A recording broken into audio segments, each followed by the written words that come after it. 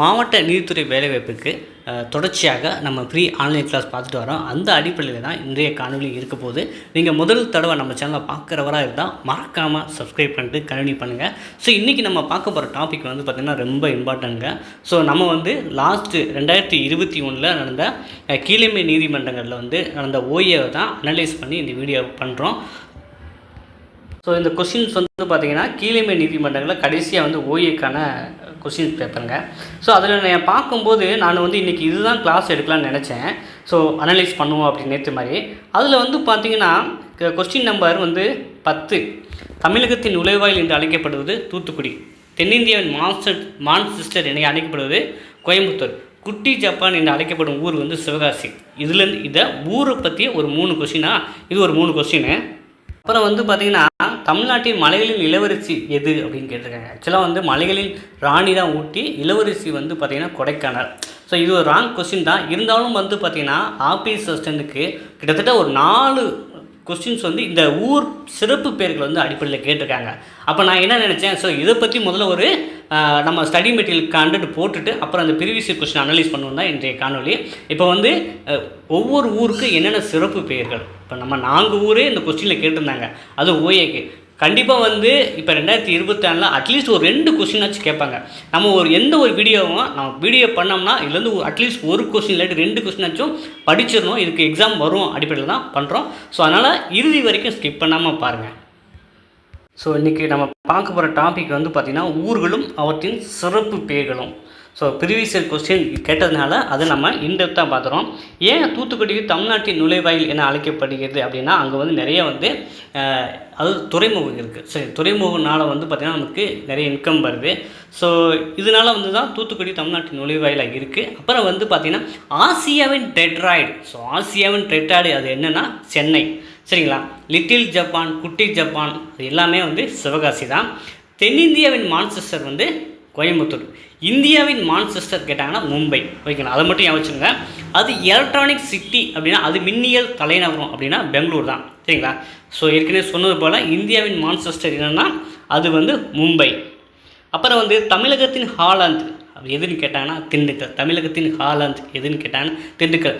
முத்து நகரம் அது பேல் சிட்டி அப்படின்னு சொல்லுவாங்க தூத்துக்குடி. பருத்தி நகரம் வந்து ராஜபாளையம். வியாபார நகரம் வந்து விருதுநகர். வியாபாரம் விருதுநகர் ஞாபகம் வச்சுக்கோங்க. திரவ உந்து ஏவுதளம், ஸோ அது மகேந்திரகிரியில் வந்து நிறுவ போகிறாங்க. அதனால் திரவ உந்து ஏவுதளம் அமைக்க போகிற இடம் வந்து மகேந்திரகிரி. தென்னிந்தியாவின் ஆக்ஸ்போர்டு அப்படிங்கிறது எந்த ஊர் சொன்னால் பாளையங்கோட்டை. தென்னிந்தியாவின் ஆக்ஸ்போர்டு வந்து பாளையங்கோட்டை. தமிழ்நாட்டின் சிறப்புஞ்சி அப்படின்னா வால்பாறை. தமிழ்நாட்டின் சிறப்புஞ்சி எது அப்படின்னா வால்பாறை. மஞ்சள் நகரம், ஸோ மஞ்சள் நகரம் வந்து ஈரோடு. தமிழகத்தின் சில்கான் பள்ளத்தாக்கு எதுனா சென்னை. மாங்கனி நகரம் சேலம். மாங்கனி நகரம் சேலம். நெசவு பள்ளத்தாக்கு வந்து பார்த்திங்கன்னா அது 3 ஊர், ஈரோடு, திருப்பூர், கோவை. சிமெண்ட் நகரம் எது அப்படின்னா அரியலூர். ஏலக்காய் நகரம் அப்படின்னா போடி நாயக்கனூர் தேனி. தமிழகத்தின் ஏதென்ஸ் வந்து எதுனா மதுரை தான். குட்டி இங்கிலாந்து வந்து தளி ஓசூர். ஏழைகளின் ஊட்டி எதுனா ஏற்காடு சேலம். சரிங்களா, ஏழைகளின் ஊட்டி ஏற்காடு சேலம். மலைகளின் ராணி வந்து ஊட்டி, மலைகளின் இளவரசி வந்து கொடைக்கானல். தென்னிந்தியாவின் காசி வந்து ராமேஸ்வரம். தென்னிந்தியாவின் திரிவேணி வந்து பவானி கூடுதுறை. சரிங்களா, தமிழகத்தின் புனித பூமி வந்து ராமநாதபுரம். சரித்திரம் உறையும் பூமி வந்து சிவகங்கை. அடுத்து தென்னிந்தியன் ஸ்பா வந்து எதுனா குற்றாலம். அப்புறம் வந்து நாடுகளை பற்றி இப்போ நம்ம தமிழ்நாட்டை வந்து ஊர்களின் சிறப்பு பேர்கள் பார்த்தோம். இப்போ ஒவ்வொரு நாடுகளுக்குமே சிறப்பு பேர்கள் கொடுத்துருக்காங்க, அதையும் நம்ம பார்த்துடலாம். ஸோ சூரியன் உதிக்கும் நாடு எதுனா ஜப்பான்.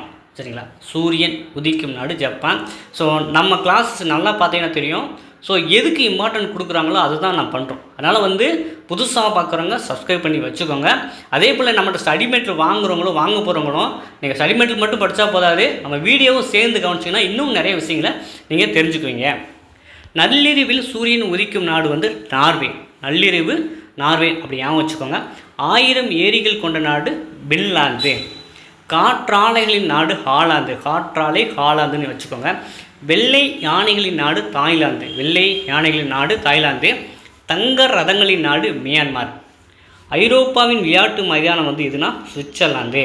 ஐரோப்பாவின் போர்க்களம் பெல்ஜியம். ஐரோப்பாவின் கடைசி குழந்தை ரஷ்யா, ஐரோப்பாவின் நோயாளி வந்து துருக்கி, ரொட்டி நாடு வந்து ஸ்காட்லாண்டு, கங்காரு நாடு எல்லாருக்கும் தெரியும் ஆஸ்திரேலியா, தென்னுலக பிரிட்டன் நியூசிலாந்து, அதிகாலை அமைதி நாடு கொரியா, உலகின் சர்க்கரை கிண்ணம் எல்லாரும் படிச்சிருக்கீங்க கியூபா, கிராம்பு தீவு சான்சிபர், நைல் நதியின் நன்கொடை எகிப்தில் தான் பாயுது, முத்து தீவு வந்து பஹ்ரைன், மரகத தீவு வந்து அயர்லாந்து, புனித பூமி வந்து எதுனா பாலஸ்தீனம், இடி மின்னல் நாடு வந்து பூட்டான், உலகின் காப்பி கோப்பை வந்து எதுனா பிரேசில், கீழே நாடுகளின் முத்து என அழைக்கப்படும் நாடு வந்து சிங்கப்பூர்.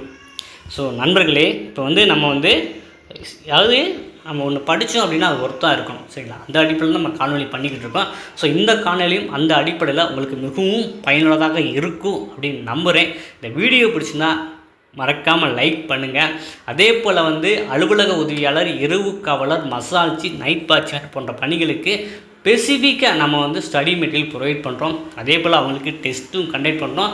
விருப்பம் உள்ளவங்க இந்த டிஸ்பிளேயில் வாட்ஸ்அப்புக்கு ஸ்டார்ட் பண்ணி ஸ்டடி மெட்டீரியல் வாங்கி படிக்க ஆரம்பிக்கலாம். ஸோ நம்ம கிளாஸஸ் ஸ்டார்ட் பண்ணிட்டோம். ஸோ நம்ம கூடயே நீங்களும் தொடர்ந்து பயணம் பண்ணிங்கன்னா கண்டிப்பாக வந்து ப்ராக்டிக்கல் இன்டர்வியூ போய் நீங்கள் வேலைவாய்ப்பும் இந்த 2024 வரதுக்கு நிறையவே வாய்ப்புகள் இருக்குது. ஸோ இதே போல் காணொலிகளுக்கு தொடர்ந்து நமது சேனலை ஃபாலோ பண்ணி இணைஞ்சிருங்க. மற்றும் ஒரு காணொலியில் நாம் மீண்டும் சந்திப்போம். நன்றி, வணக்கம்.